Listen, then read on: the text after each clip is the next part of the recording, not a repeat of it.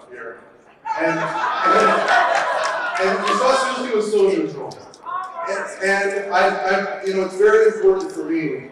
So when I do this introduction, I want you to understand that this may not necessarily exactly what I feel in my heart. Ladies and gentlemen, the next President of the United States, Senator David.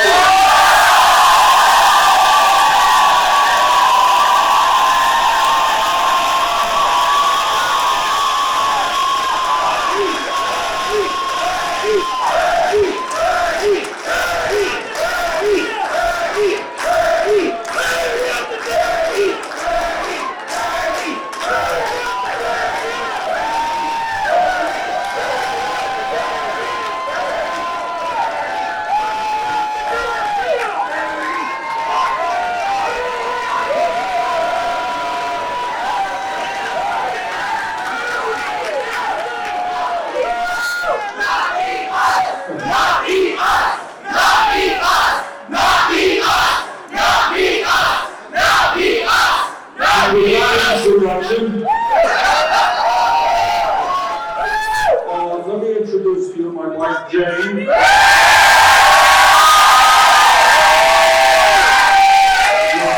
Amazing first lady.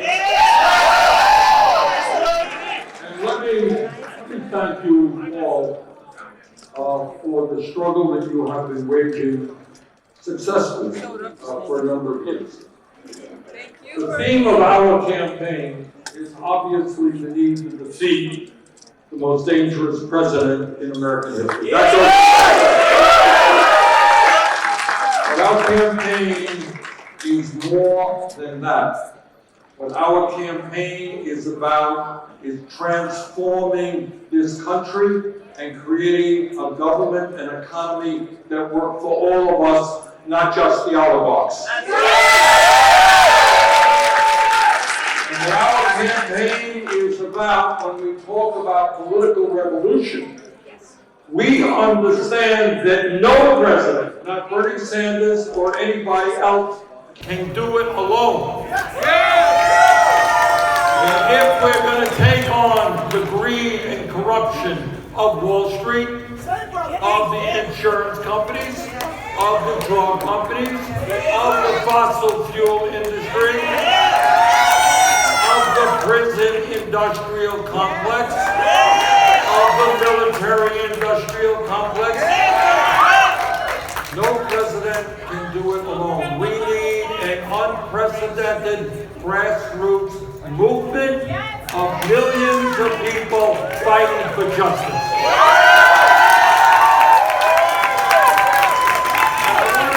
I want to just say how far we have come when people stand up and fight. Just give you some examples of that.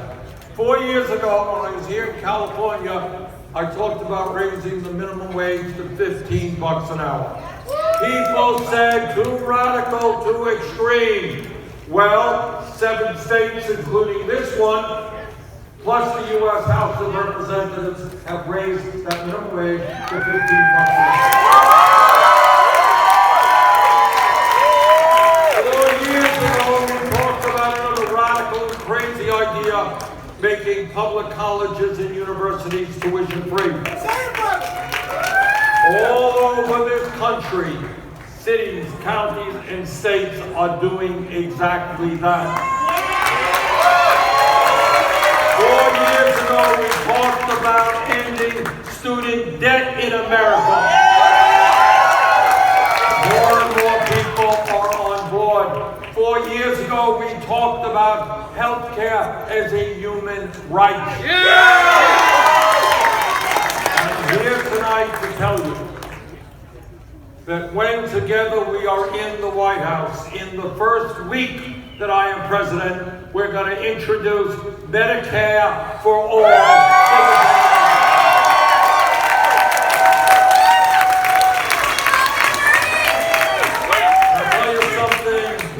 Else.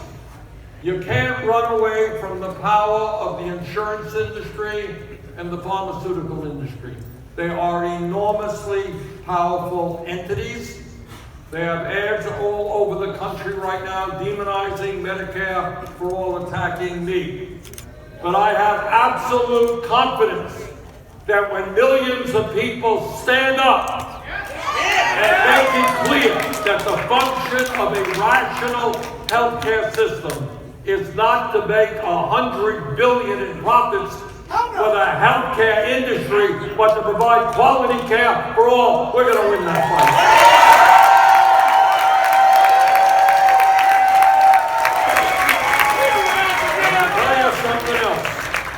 And this worries me so much, and the more I learn about it, the more worried I get.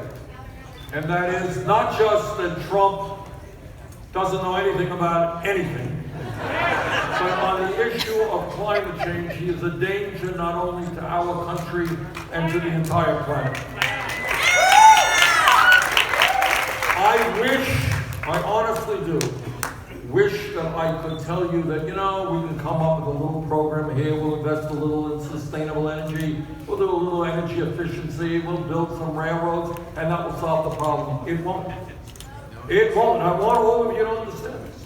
What the scientists are now telling us is they have underestimated the severity and the speed in which climate change is wreaking havoc all over the world. This is a fight not just for us, this is a fight for our children and our grandchildren. And we have no option now but to adopt the Green New Deal, to take on the fossil fuel industry. And by the way, I will have an Attorney General who will be taking a hard look at when the fossil fuel industry understood that their product, i.e. carbon, was destroying the planet, and how much lying they did to the general public. Brothers and sisters, we are fighting here to make sure that this planet is literally healthy and habitable for not just us, but for our children and our grandchildren. And this is a fight we cannot afford to lose. And here is my dream. Maybe I'm dreaming a little bit too much. Nope. My dream is that given the enormous crisis global climate change is posing to every country on earth, maybe, just maybe, with good, strong American leadership, we can help countries around the world, and I'm talking about Russia, China, and India, Pakistan, countries all over the world, that instead of spending $1.8 billion every year on weapons of destruction designed to kill each other, maybe we should pool those resources and combat our common enemy, which is climate change.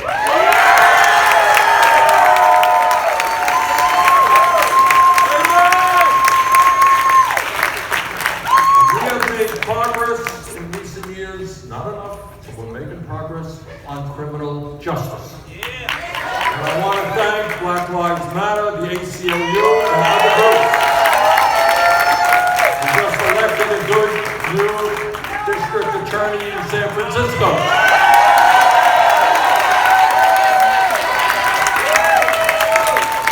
And we are going to make progress on immigration reform. We're going to end the demonization of the undocumented in this country. On day one, we will undo all of the ugly executive orders done by Donald Trump. And we will reestablish the legal protection for 1.8 million young people in the DACA program and their parents. We will pass comprehensive immigration reform and a path towards citizenship. And we will develop a humane border policy which does not snatch babies from the arms of their mothers.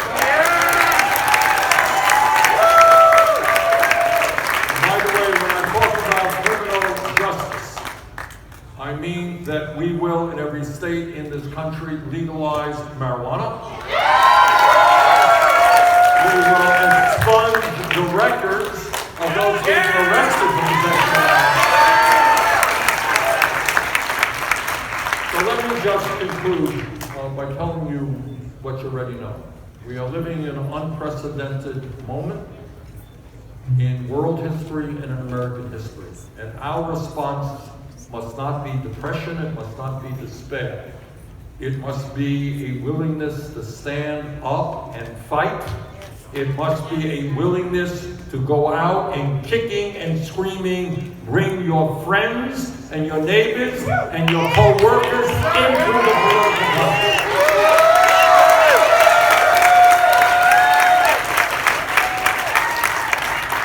And when we do that, and when millions of Americans stand up for justice, for economic justice, racial justice, social justice, environmental justice, when people stand up and fight, there is nothing that we cannot accomplish. Thank you.